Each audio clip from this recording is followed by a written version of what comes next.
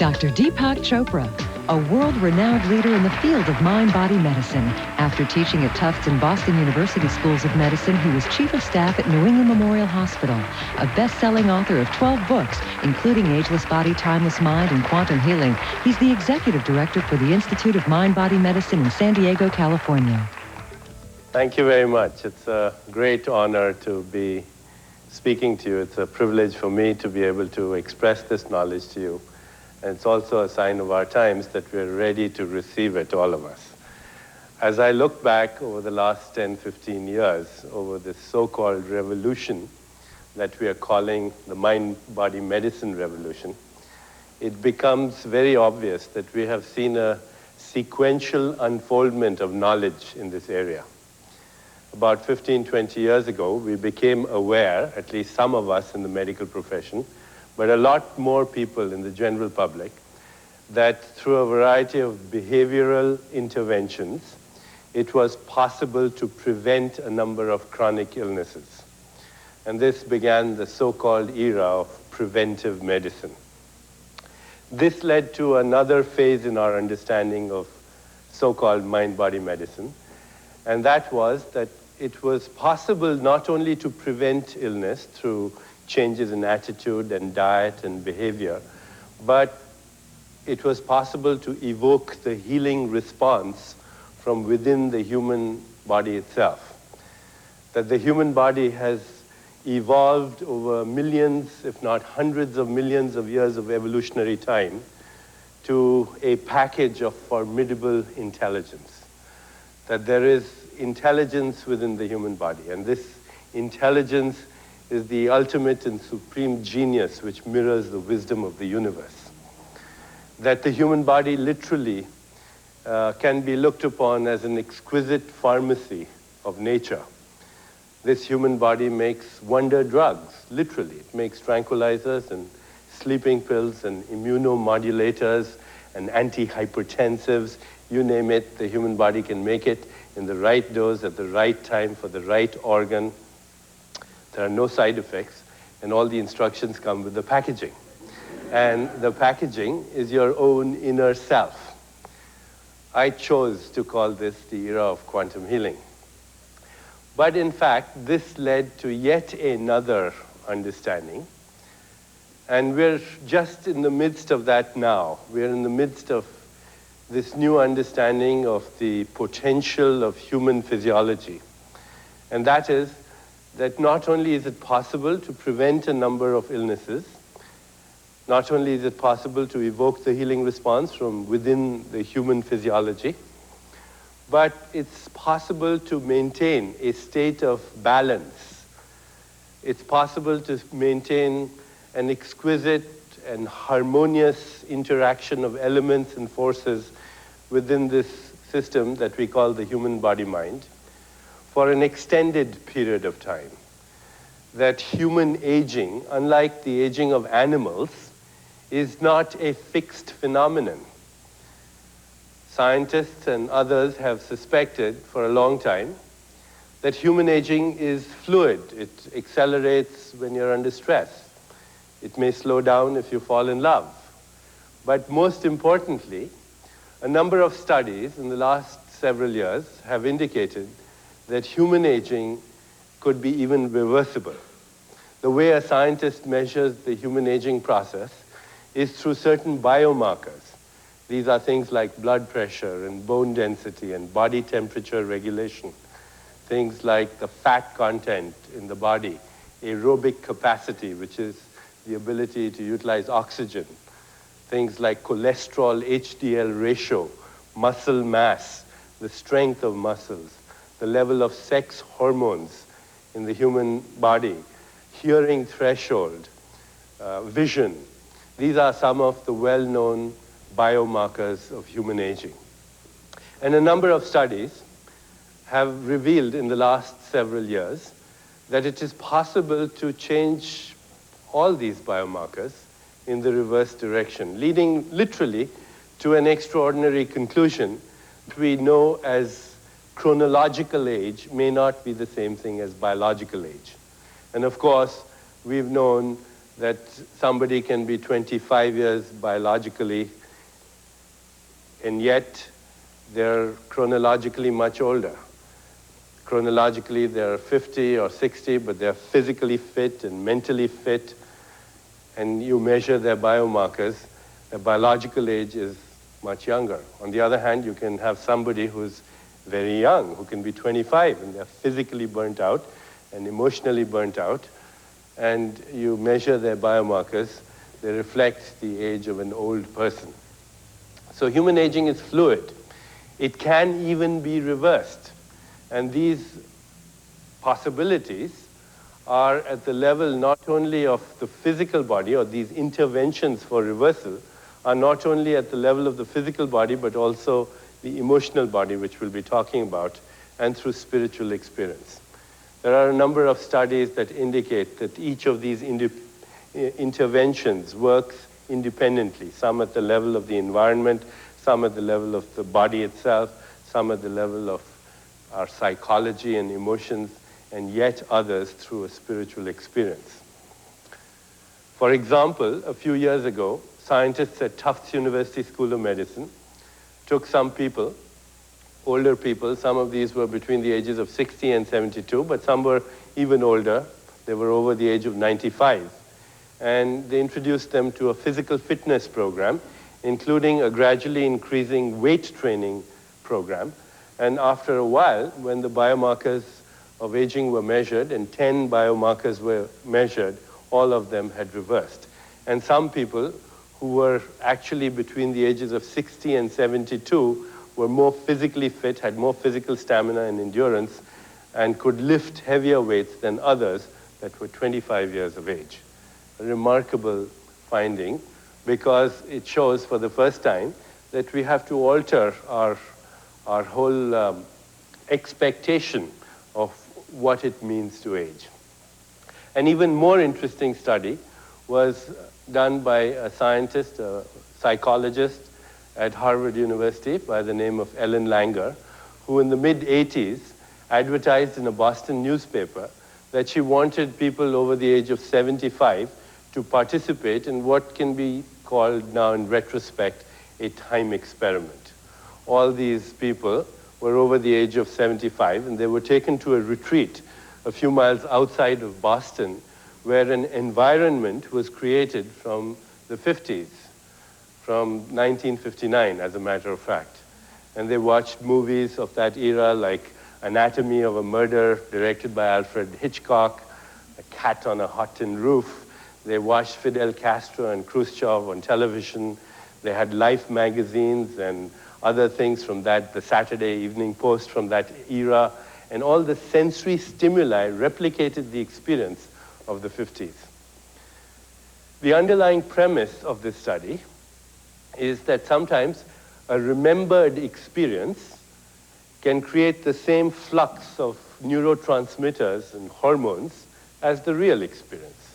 An experience in imagination can create a flow of chemicals in your system that replicates the actual experience. For example, if you were to close your eyes right this moment and imagine that you were licking a lemon, you can try it right now if you want. Imagine that you're licking a lemon and you'll immediately see that there's the secretion of salivary enzymes. If you were to imagine that you were running after a train, it could speed up your heart rate. If you were to imagine that you were going to sleep, it would slow down your heart rate. If you were to imagine, as some yogis in ancient India and even today can do, that you have hot coals in your hand, that will increase the temperature of your hand. And if you simultaneously imagine that you have ice cubes in the other hand, it will decrease the temperature of your hand. If you imagine a stressful experience you've had only recently or even in the remote past, that will cause the release of adrenaline and cortisol in your system, might even generate some hydrochloric acid in your stomach and cause the experience of heartburn. So people have known for a long time that a remembered experience and a real experience can cause the same flux of neurotransmitters and the same flow or rush of chemicals in the system as the real experience. So Dr. Langer said to these people, be as you were in the 50s. And what happened? Within a week, several of the biomarkers that were studied had reversed quite dramatically, including things like flexibility of fingers, even the length of fingers, other biomarkers like hearing and vision had reversed. And this intervention did not include things like physical exercise, a change in diet, or meditation, or taking antioxidants, all of which we also know independently can have an effect on the biomarkers of aging.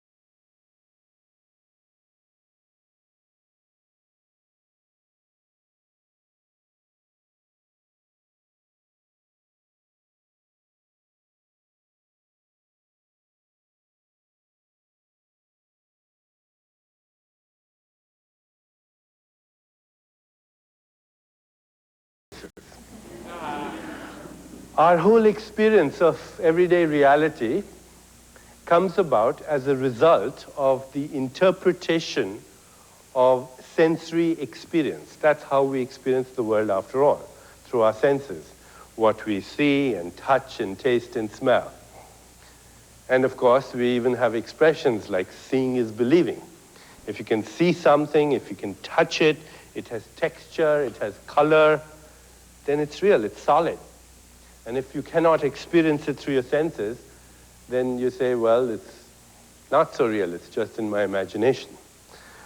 I hope to convince you, by the time we're finished tonight, that if you can see it and touch it, it's probably just an illusion, doesn't have intrinsic reality, and it's the child of something that you cannot experience through your senses, that you cannot possibly even imagine, that is non-conceptualizable, and yet more real than anything in your mind or anything that you can experience through your senses.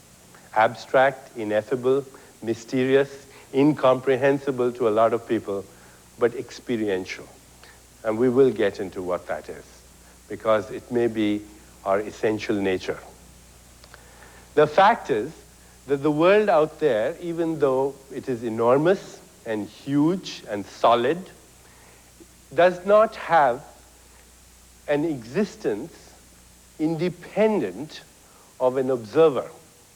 In other words, the physical world is literally a response of the observer. This here is the response of those who are observing this. It's a response of the observer because it is dependent on the instruments that you use to make the observation. The instruments that we use to make observations are essentially our receptors and our nervous system. And the way we use those instruments, and the way we've learned to use those instruments, gives us a certain picture of reality. And we think that the picture of reality is reality. But what I want to prove to you tonight is that there is a difference between reality and our perception of reality. A well-known experiment that is known to many scientists who study the field of cognition is one where scientists took some kittens and they brought them up in a room that had only horizontal stripes. These kittens were exposed to stimuli in the environment, visual stimuli, just horizontal stripes. Another group of kittens were brought up in a room that had vertical stripes. And when these kittens grew up to be wise old cats, then one group of cats could see only a horizontal world. The other group of cats could see only a vertical world. And it had nothing to do with the belief system of these cats. It seems they didn't have the interneuronal connections, which means the connections between neurons to either see a horizontal world or a vertical world. What happened? these kittens, being exposed only to horizontal stimuli, they made an interpretation. Their nervous system made an interpretation. Maybe not in English, maybe not with an Indian accent, but nevertheless, there was some process going on in the consciousness of these kittens. Everything looks horizontal, so everything must be horizontal. And then the nervous system, in fact, developed in such a way that it ended up reinforcing that interpretation. So ultimately what they saw was their interpretation. I can guarantee you that most of what we see out there is an interpretation, literally. I'm not speaking metaphorically. It's a function of our receptors and how we've learned to use those receptors. And this is true of all living species, not just us as human beings. A honeybee, when it looks at a flower, because it cannot sense the usual wavelengths of light that you and I respond to, but is aware of ultraviolet radiation, can sense ultraviolet radiation. A honeybee, when it looks at a flower, it doesn't see the flower you and I see, even though it can sense honey from a distance. A snake senses its environment through infrared sensors. A bat knows it as the echo of ultrasound. Whales and dolphins navigate through echolocation and by sensing the magnetic fields of the earth, as do homing pigeons and other species of birds. A chameleon's eyeballs swivel on 2 different axes. You can't even remotely imagine what this room would look like to a chameleon. So what's the real picture of the world? What's the real texture of the world? What's it really like? And the answer is, it depends on who's looking, what kind of instruments they're using. This is a set of instruments, and when they make that observation, and what kind of questions they're asking themselves when they make that observation. It is literally a response of the observer. The picture of the world is not the look of it, it's our way of looking at it. And we have learned how to look at it in a certain way. We have looked at it until now through what I can only call the superstition of materialism. The superstition of materialism, which holds that this is a physical world and that we are physical entities in a physical world. This is the superstition of materialism.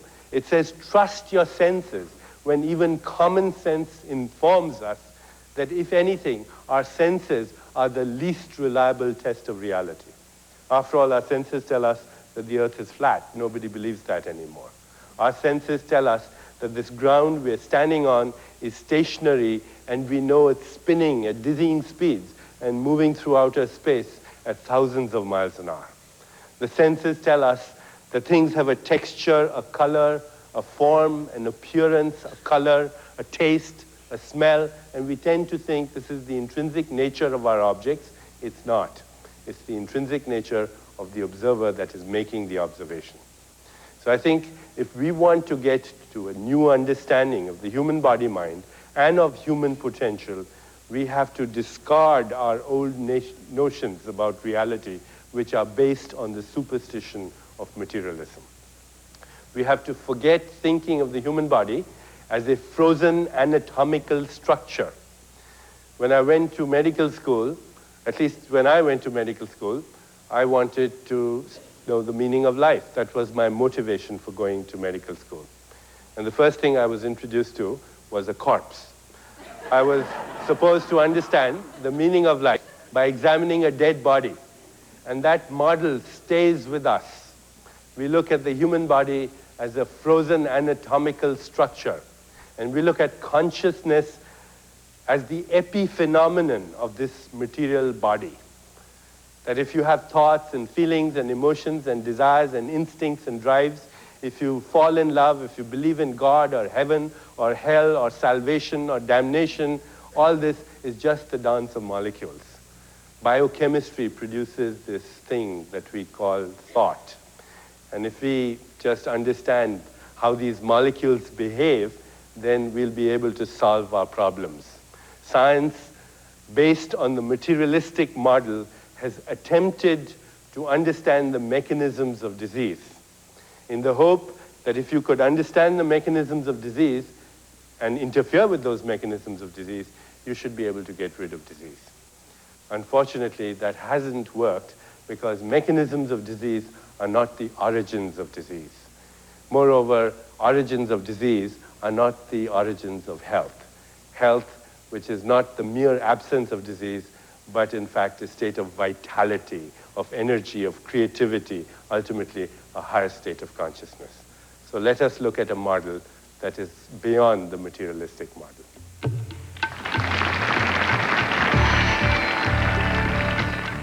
We'll continue with this fascinating exploration of our essential.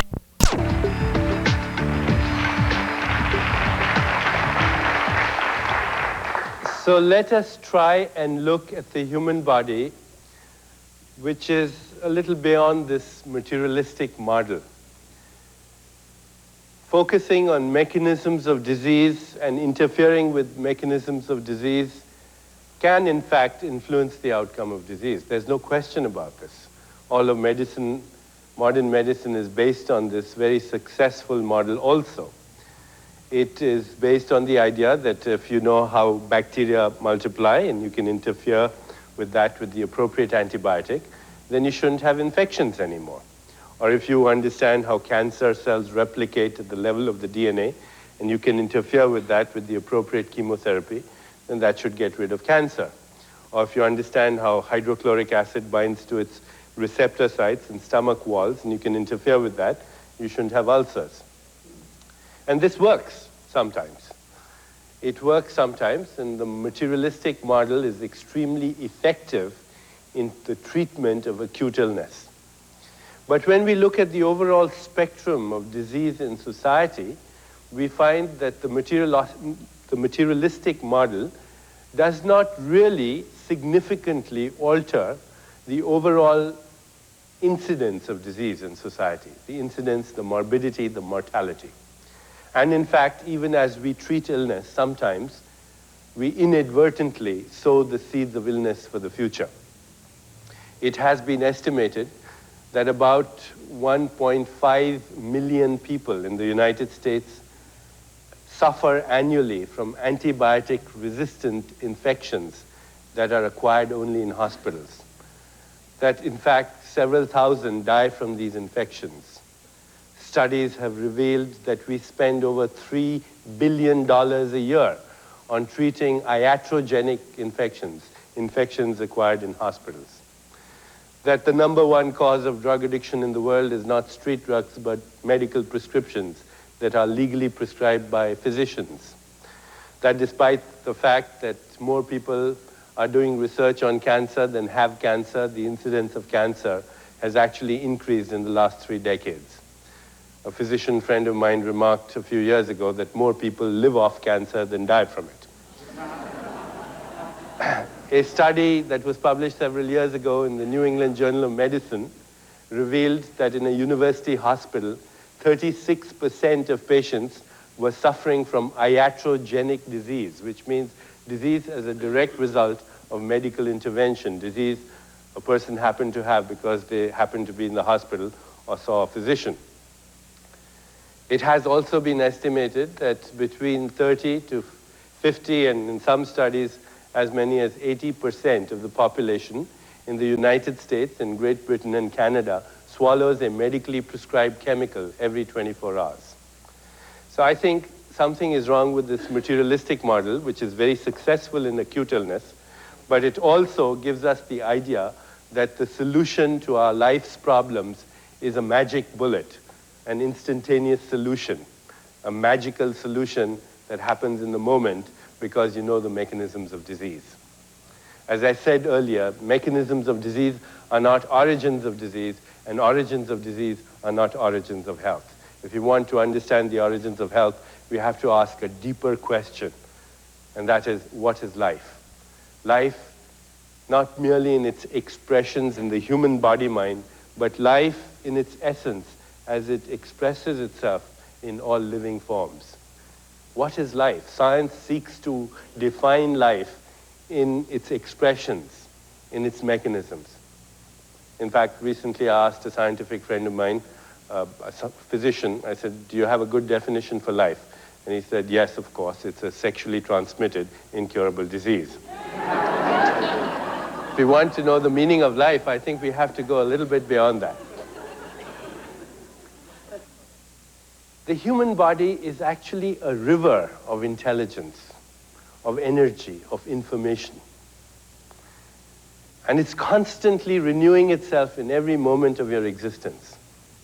The Greek philosopher Heraclitus once said, you cannot step into the same river twice because new water is always flowing in. And just like that, you, the real you, in a moment we'll try and figure out who that real you is, the real you cannot step into the same flesh and bones twice. Because in every moment of your existence, you're renewing your body more easily and more effortlessly and more spontaneously than you can even change your clothes. One can look at a number of physiological processes to see how literally true this is. It has been estimated that even with one breath that you breathe in, you take in 10 to the power of 22 atoms from the universe. It's a huge amount of raw material that comes from everywhere in existence and ends up as your heart cells, your brain cells, your kidney cells, and so on. With each breath that you breathe out 10 to the power of 22 atoms, and these have their origin in every cell of your body. So you're literally breathing out bits and pieces of your heart and kidney and brain tissue, and technically speaking, we're all intimately sharing our organs with each other all the time. A great American poet by the name of Walt Whitman once said, every atom belonging to you as well belongs to me. Every atom belonging to you as well belongs to me. And this is not a metaphor of poetry, it's a fact of physiology. Scientists have speculated, based on mathematical calculations as a result of radioactive isotope studies, that right this moment, you may have in your physical body at least 1 million atoms that were once in the body of Christ, or Buddha, or Mahatma Gandhi, or Genghis Khan, or Mr. Saddam Hussein, or anyone else that you care to think about. In just the last 3 weeks, a quadrillion atoms, which is 10 followed by 15 zeros, a quadrillion atoms have circulated through your body that have circulated through the body of every other living species on our planet. Think of a tree in Africa, a squirrel in Siberia, a peasant in China, and you have in your physical body raw material that was floating there 3 weeks ago. In less than 1 year, it is estimated that you replace 98% of all the atoms in your body. So on the atomic level, you make a new liver every 6 weeks, a new skin once a month, a new stomach lining every 5 days, a new skeleton, which is so hard and solid, it seems permanent, but the skeleton is a dynamic organ that replaces itself every 3 months. And the DNA, the genetic raw material of your body, which holds the memories of millions of years of evolutionary time, the actual raw material, which means the carbon, the hydrogen, the oxygen, the nitrogen, it comes and goes every 6 weeks, almost like migratory birds. So if you think you are your physical body, then you certainly have a bit of a dilemma. Which one are you talking about? I'm giving you this lecture using my 1995 model, I believe. And the last time I came to Los Angeles to give this lecture, I brought with me the same suitcase, but not the same physical body. Because the physical body is recycled earth, water, and air. It's recycled carbon and hydrogen and oxygen and nitrogen and a few other elements from the periodic table. Go to a hardware store and you can buy the raw material for about $7. The physical body is recycled earth, water, air, recycled elements. It comes and goes in the twinkling of an eye. And the expression that everyone's familiar with, that you are dust, you come from the dust, and you circulate for a little while and disappear back into the dust, is actually a literal expression. This is dust. It's made out of dust. I would like to suggest to you then a possible alternative to viewing ourselves. And that possible alternative is that we may not be our physical bodies. That which we call the physical body is perhaps just the place that our memories and our dreams call home for the time being. That we are confusing the horse with the rider. That the real me is not these molecules on which I ride. William Shakespeare, in one of his plays, uses the expression, we are such stuff that dreams are made on. Perhaps that's not a metaphor of poetry, perhaps a fact of physiology. In fact, as I look at this whole body of literature that is now investigating the field of body, mind, soul, and spirit, I find some very fascinating studies and case studies and observations emerging in this field.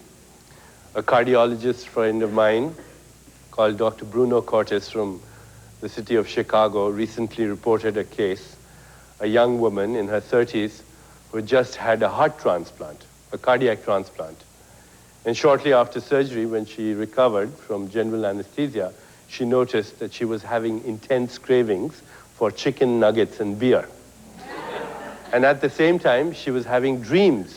And in the dreams, she was seeing a certain person. And this person was conversing to her, saying, my name is Timmy so-and-so, I love you, you have my heart. After she was discharged from the hospital, she went to her library, looked at the obituary columns, found Timmy, young man, 19 years of age, had recently come out of one of these fast food chains when he'd had a lot of beer and chicken nuggets, was riding a motorcycle, had a fatal crash, and inside her body, she had his heart. He happened to be the donor of the heart. And since then, Dr. Cortes and other cardiologists are now looking at cellular memory in transplant patients.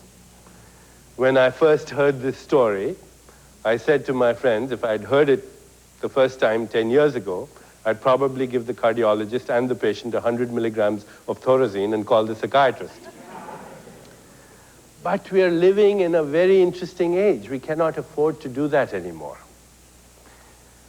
In our age, today in 1995, we are in the midst of what can only be called the climactic overthrow of the superstition of materialism.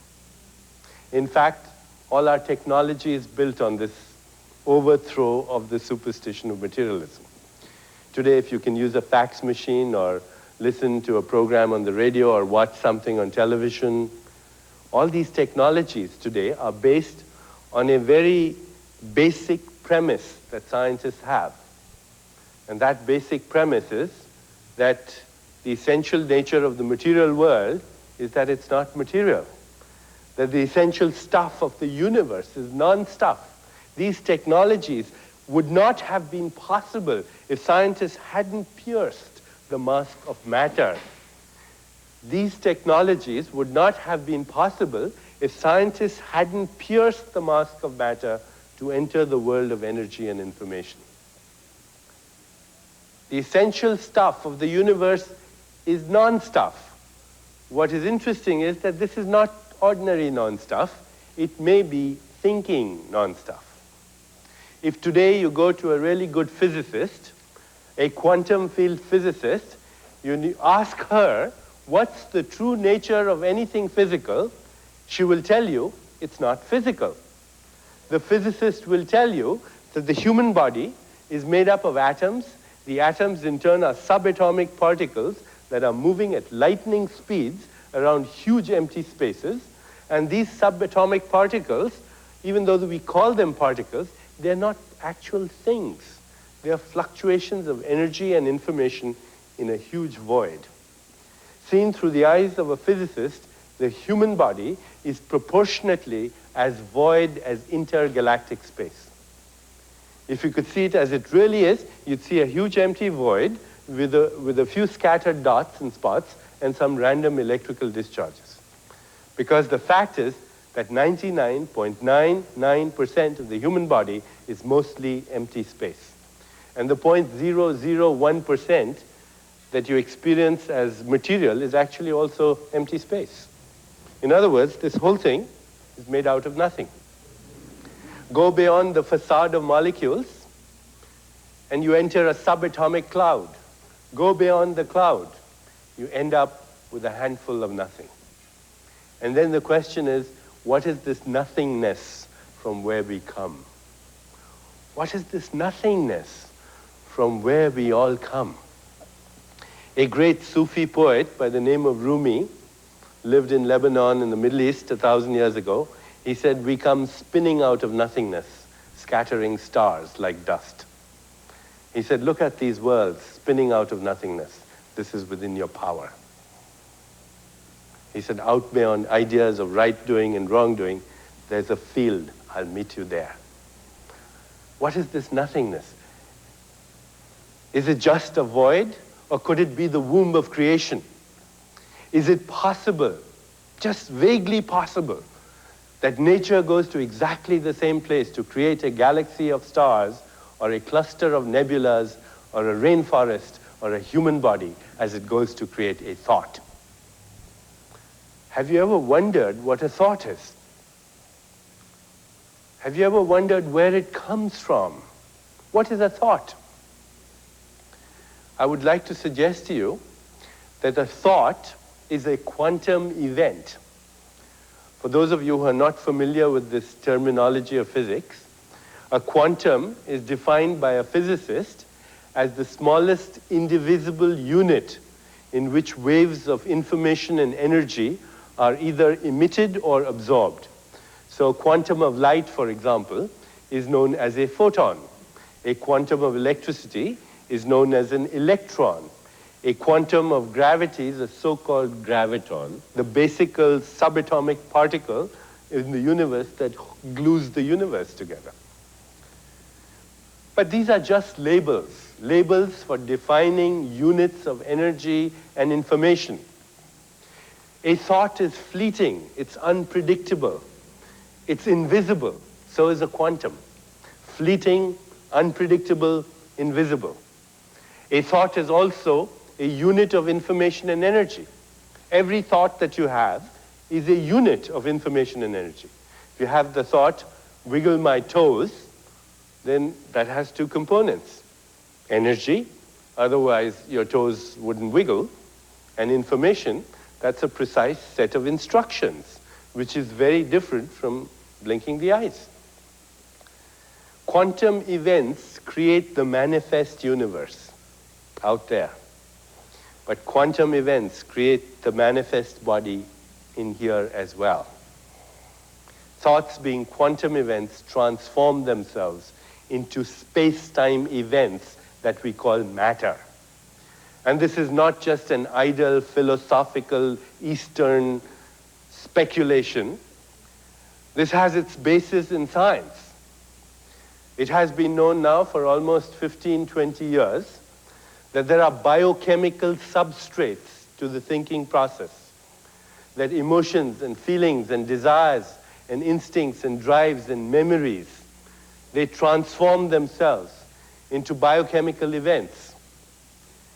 These biochemical messengers from inner space, when they were first identified, they were called neuropeptides because they were found in the brain, and they're proteins. And this is how brain cells communicate with each other, through the language of neuropeptides. It was subsequently found, however, that there were receptors to these neuropeptides, not only in brain cells, but in all the cells of the body. So when scientists started looking at immune cells, cells that protect you from cancer and infection and degenerative disorders, and even the ravages of time, scientists found that these little immune cells had little receptor sites for the same neuropeptides that are produced in the brain as a result of thought and feeling and emotion. In other words, your immune cells are constantly eavesdropping on your internal dialogue. Somebody inside you is having a conversation with themselves all the time. In a moment, we'll try and figure out who this person is, and what their local address might be. But for the moment, I think you'll acknowledge that whoever this person is, he or she or it never shuts up. The conversation is going on all the time. Ask a good neurobiologist, and they'll tell you that the immune system is listening to this conversation. In fact, ask a good neurobiologist, what's the essential difference between the immune system and the nervous system? They'll tell you there isn't any. The immune system is a circulating nervous system. And if that wasn't intriguing enough and interesting enough, the same phenomenon occurs in the other cells of our body. Today, if you say, I have a gut feeling about such and such, you're not speaking metaphorically at all. You're speaking literally. Your gut makes the same chemicals that your brain makes when it produces thought, when it manufactures thought. In fact, you can trust your gut feelings, possibly a little more, because gut cells haven't yet evolved to the stage where they doubt their own thinking. So, what I'm trying to say is that this body of molecules is actually the objective experience of consciousness. And the mind is the subjective experience of consciousness. But that there is an inseparability between the two. They're the same phenomenon in different disguises.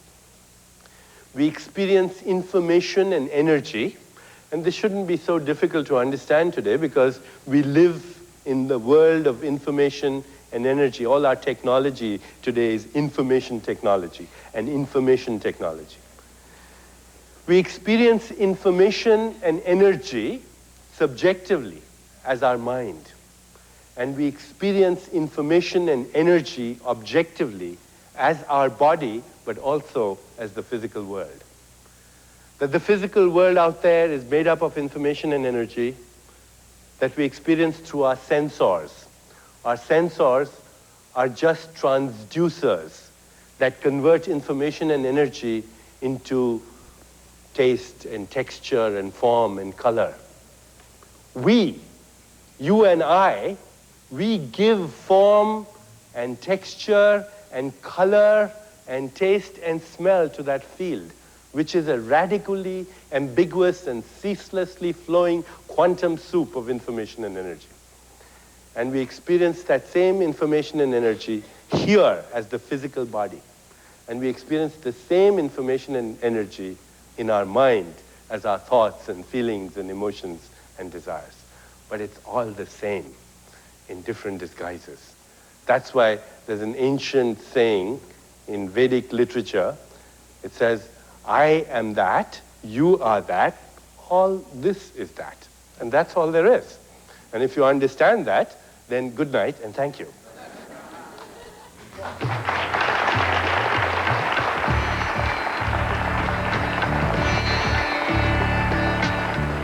Don't say good night just yet.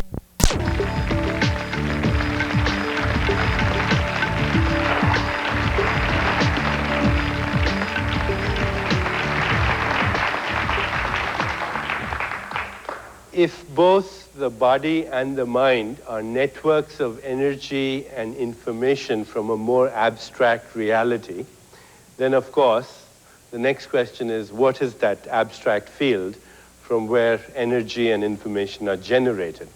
And I'll come to that in a moment. But what I want to do right now is to say to you that a good understanding of this inseparability between mind and matter, not only in our own physiology, but in the physiology of nature, is really crucial for our survival, not only as a species, but for the survival of our planet. I really mean that.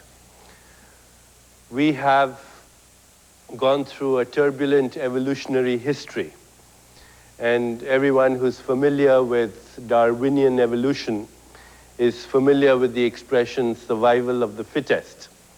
And that phrase was probably very relevant and pertinent when we lived as hunter-gatherer tribes in forests and had to be wary of predators. But now, as I'm sure you agree, we, the human species, have become the biggest predator on our planet. And if we know the history of predators, we know that it ultimately leads to their extinction. So if we have to survive as a species on our planet, and we have to ensure the survival of our planet itself, we need a new kind of evolution, distinct from so-called Darwinian evolution. Jonas Salk, the great scientist and philosopher and humanist, has coined the expression metabiological evolution, meaning that we are over with physical evolution, but in a new phase of our evolution, the evolution of consciousness, and ultimately the evolution of consciousness of consciousness. Jonas Salk also should be given credit for coining the term survival of the wisest instead of survival of the fittest. And in order to have that new evolutionary phase unfold as a distinct reality in our own time, I think it is important to understand what is consciousness, what is mind, what is matter, and what's the connection between these three. Possibly there's no connection, they're all inseparably one. Many years ago, when I was first exploring the field of mind-body medicine, and a new whole discipline was emerging in the area of medicine, known as psychoneuroimmunology, I came across an interesting experiment performed by a scientist at the National Institutes of Health. The scientist took some mice and he gave them injections of a chemical called poly-IC. Poly-IC is a chemical that stimulates, at least in mice, the immune system. Then he took these mice and had them smell camphor, and after a while the mice would smell camphor and stimulate the immune system. Other scientists took other species of mice and gave them something called cyclophosphamide, which is a toxic chemical that destroys the immune system, and had them taste saccharin at the same time. The mice would smell saccharin and they would start destroying their immune system. Interesting situation. The group of mice smell camphor and stimulate the immune system. A group of mice taste saccharin and destroy the immune system. What's the essential difference between survival and death of these mice? Because if you expose one of them to bacteria, they'll get infections. If you feed them carcinogens, they get cancer. The others, nothing happens. What's the essential difference? It happens to be the interpretation of either the memory of the smell of camphor or the taste of saccharin. The essential difference, at least in this experimental model, seems to be the interpretation of a memory. Could this be relevant to us? It's estimated by some psychologists that the average human could possibly be thinking about 60,000 thoughts a day. This is not surprising. What is a little disconcerting is that about 95% of the thoughts you have today are the ones that you had yesterday. We literally become bundles of conditioned reflexes and nerves that are constantly being triggered by people and circumstance into predictable outcomes of behavior and also predictable biochemical reflexes, predictable events in this body. We become the victims of our own memories, the state of outworn memories. The irony, of course, is that my tormentor today is myself left over from yesterday. I think here's a very crucial understanding into the whole idea of how it may be possible to change biochemical, physiological, and experiential events. If these transformations in the body are the result of energy and information, and if energy and information is a result of interpretation and thought and feeling and emotion, then by perhaps witnessing this whole process, we may be able to influence the expressions of these states of energy and information, the biochemical expressions, the behavioral expressions, etc. You might ask, it's really true, I replace 98% of the atoms in my body, I'm making a new body once a year, then why do I still have the arthritis?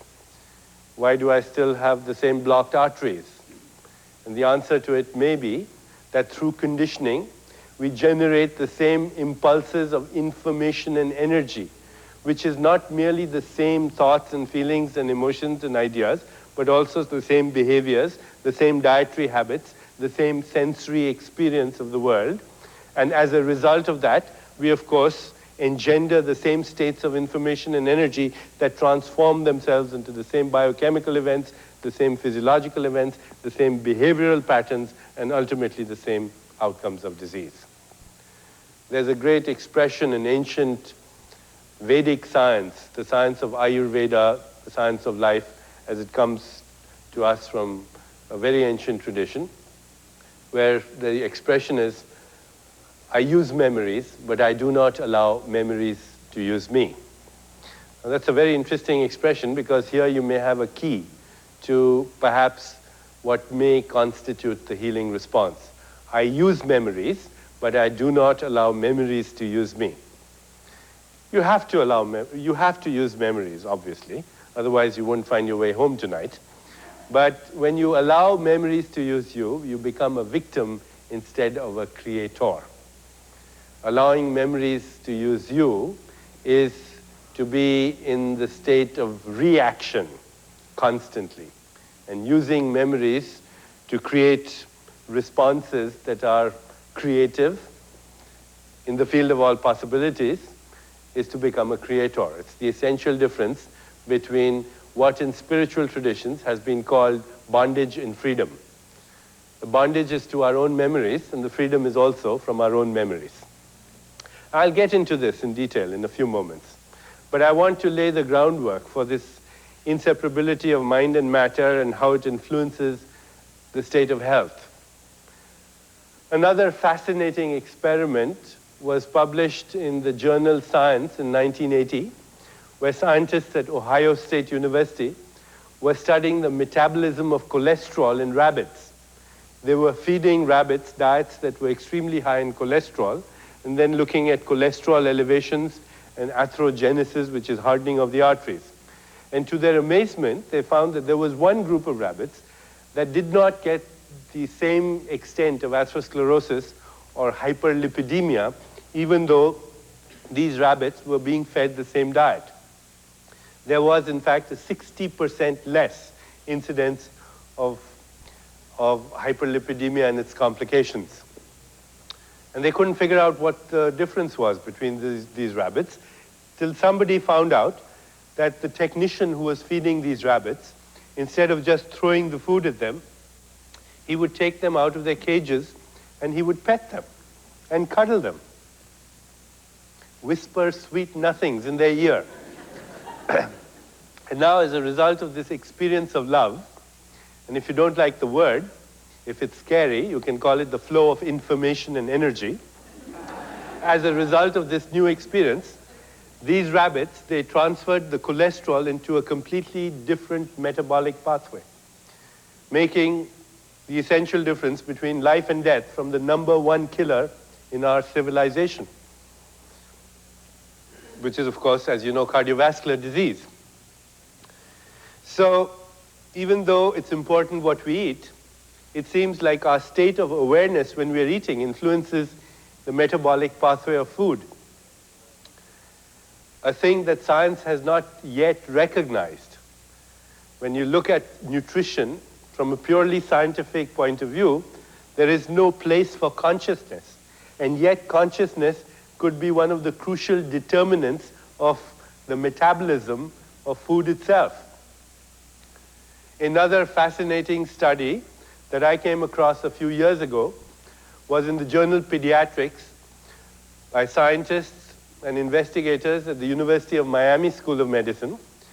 And these scientists were looking at premature infants and their ability to thrive. Infants born about 8 to 10 weeks prematurely.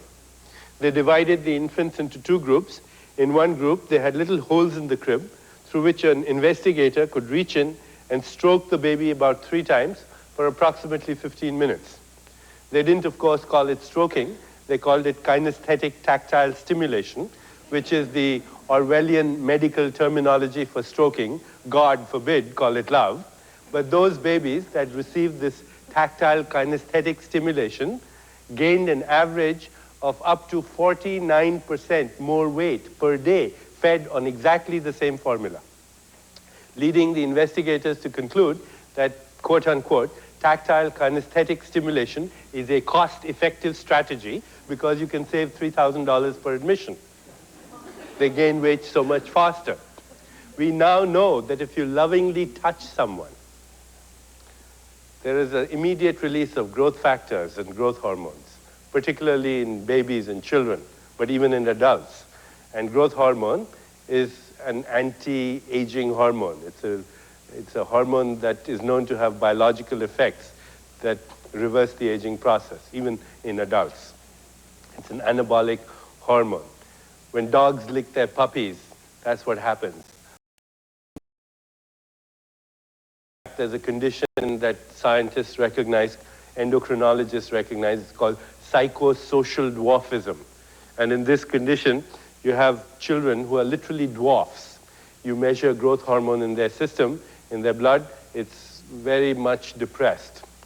And if you give them growth hormone, they still don't grow because the receptors do not bind to the growth hormone. Because these kids are not just physical dwarfs, they're emotional dwarfs. Take them out of this environment, put them with a loving mother or a mother figure, and touch them, and suddenly you'll see elevations of growth hormone, and the receptors will start to soak in this growth hormone. What we're seeing is the transformation of consciousness into a material thing, in this case, growth hormone. Growth hormone, a product of a certain code of intelligence in consciousness. Now there are many studies that show that it's not just growth factors, but many other biochemicals.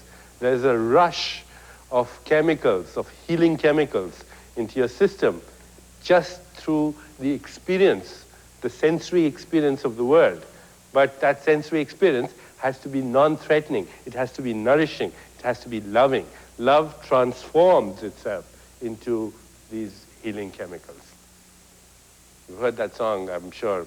Touch me, feel me, hear me, heal me. Happens to be a fact of physiology. A few years ago also, I came across an extraordinary study which was looking at risk factors for sudden death from cardiovascular events, cardiovascular disease happening to be the #1 killer in our civilization. And I said to myself, why are scientists looking at risk factors for cardiovascular deaths? Of course, we know what they are. Smoking and hypertension and high cholesterol. Well, recent statistics indicate that more than 50%, which is actually the majority of patients who are dying prematurely of sudden death from cardiovascular events, in fact, do not have any one of the standard risk factors. What was found? The #1 predictor of fatal coronary events was job dissatisfaction, people who hated their jobs. And there's a very interesting concept in Ayurvedic medicine. The concept, it's in fact a spiritual law, literally. It's called the law of dharma. The word dharma in Sanskrit means purpose in life. The law of dharma says we are here for a reason. And it says this reason, at least there are 3 components to it.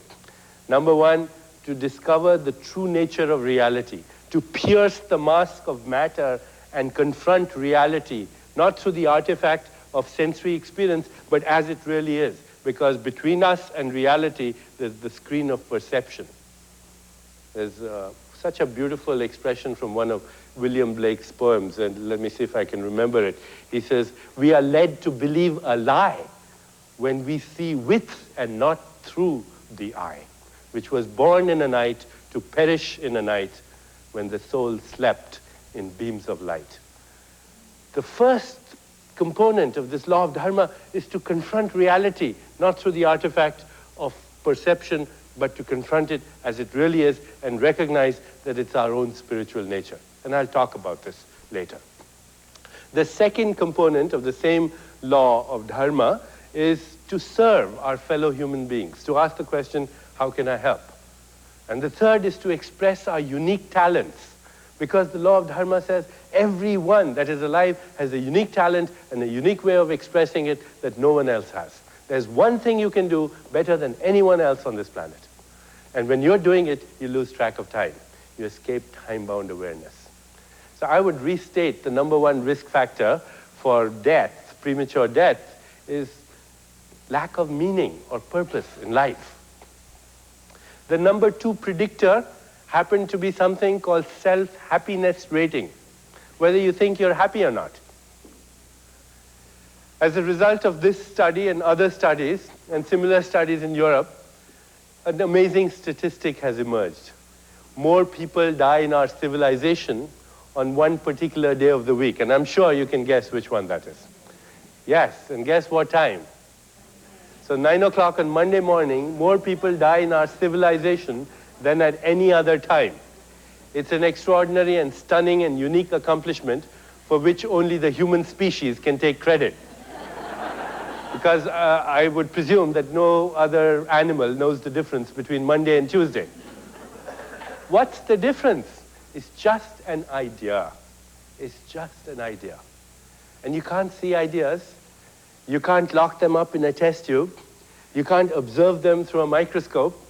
But ideas have been the harbingers of disease and death and devastation and war. Maybe they could be the messengers of healing as well.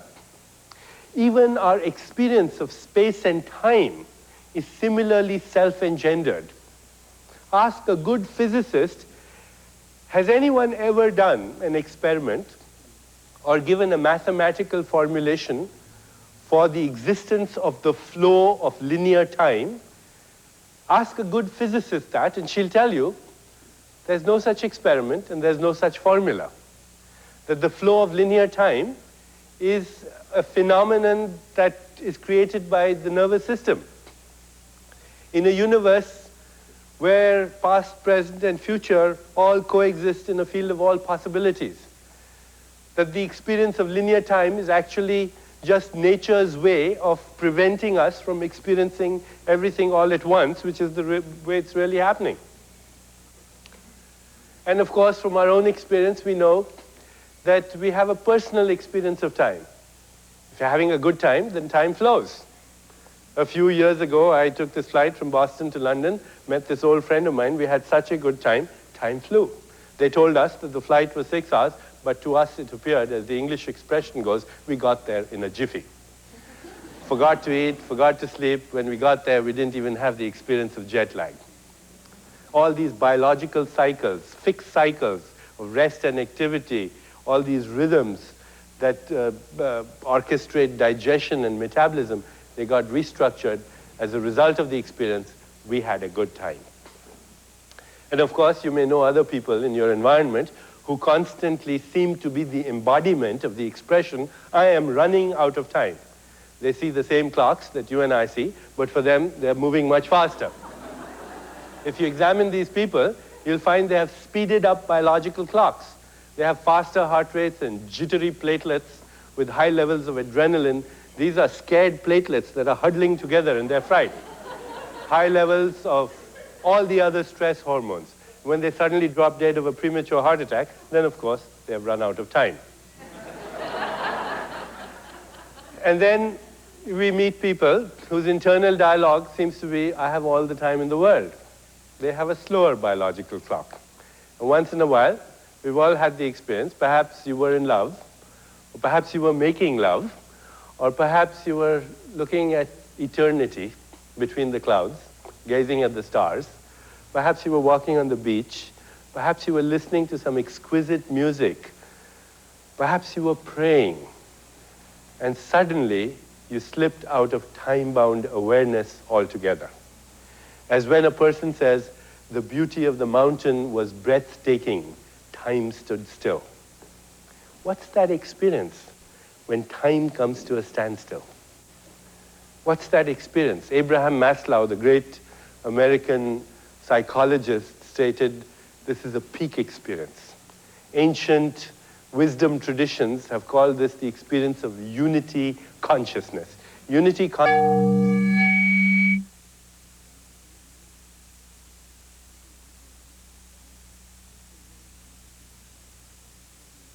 And the scenery become one. The knower and the object of knowledge become one. the observer and the observed become one.